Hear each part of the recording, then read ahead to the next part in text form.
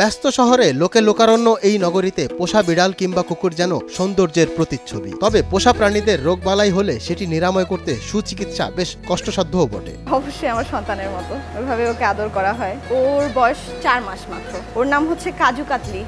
কাজু কাতলি হচ্ছে ইন্ডিয়ান একটা মিষ্টি, মানে বরফির নাম।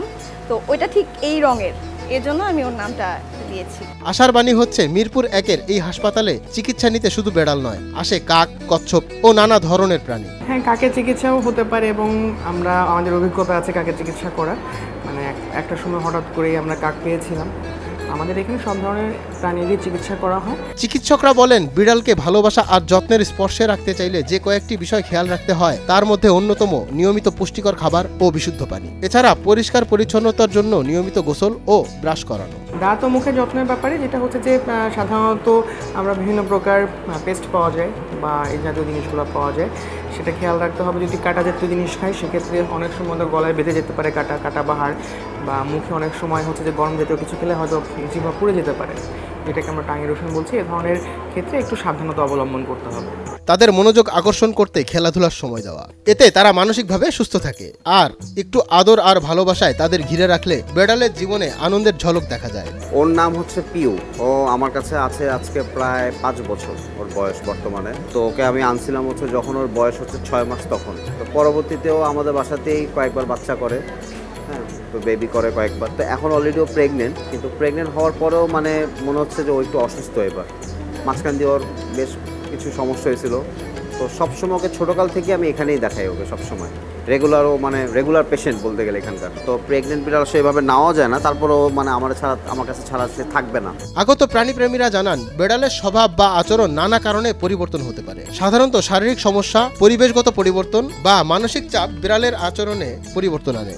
যদি বিড়ালটি হঠাৎই আক্রমণাত্মক হয়ে ওঠে বা খাওয়ায় অনীহা দেখা দেয়, তবে এটি শারীরিক অসুস্থতার লক্ষণ হতে পারে, যার কারণে চিকিৎসকের শরণাপন্ন হতে হবে। ওর পেটে কৃমি হয়েছে, তো কিছুদিন যাবত খাওয়া দাওয়া ঠিক মতো করছে না এবং খুব বেশি অস্থির হয়ে আছে। এজন্য আমি ওকে পল লাইফ কেয়ারে নিয়ে এসেছি, কারণ এখানকার ডক্টরদের বিহেভিয়ার অ্যান্ড তাদের ট্রিটমেন্ট খুবই ভালো।